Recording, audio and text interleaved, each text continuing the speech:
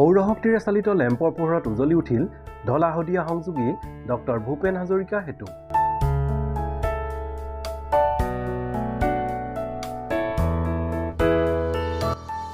অসমৰ তিনিচুকীয়া জিলাৰ লোহিত নদীৰ ওপৰত অৱস্থিত শদিয়া আৰু ঢলাক সংযোগ কৰা 9.15 কিলোমিটাৰ দৈৰ্ঘ্যৰ এছিয়া মহাদেশৰ প্ৰথমখন দলং ডক্টৰ ভূপেন হাজৰিকা সেতুৰ শুভাৰম্ভ কৰা হয় 2017 চনৰ 26 মে তাৰিখে।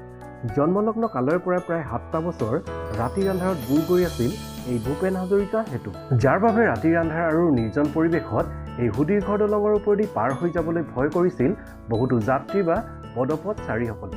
এই সকলোবোৰ সমস্যাৰ ওৰ পেলাই 2025 বৰ্ষৰ আৰম্ভণিৰ পৰা সৌৰশক্তিৰ লেম্পৰ পোহৰত উজলি উঠিল ঢলা-শদিয়া সংযোগী ডক্টৰ ভূপেন হাজৰিকা সেতু।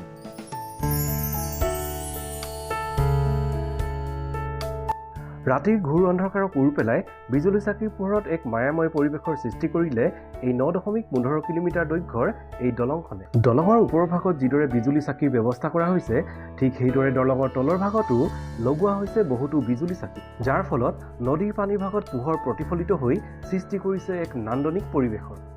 ঢলা-শদিয়া সংযোগী ডক্টৰ ভূপেন হাজৰিকা সেতুৰ আবেলি পৰিৱেশ উপভোগ কৰি আপ্লুত হৈ পৰিছে সকলো পথচাৰী আৰু পৰ্যটক।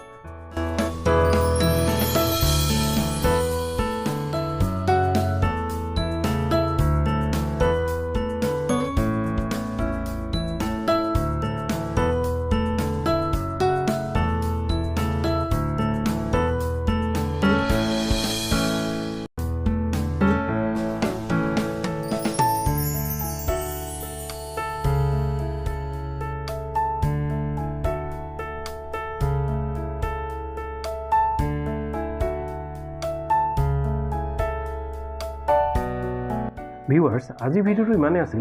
ভিডিঅ'টো চাই কেনে পালে কমেণ্ট বক্সত নিশ্চয় জনাব, লগতে লাইক, শ্বেয়াৰ আৰু চেনেলটো ছাবস্ক্ৰাইব কৰি দিবলৈ নাপাহৰিব।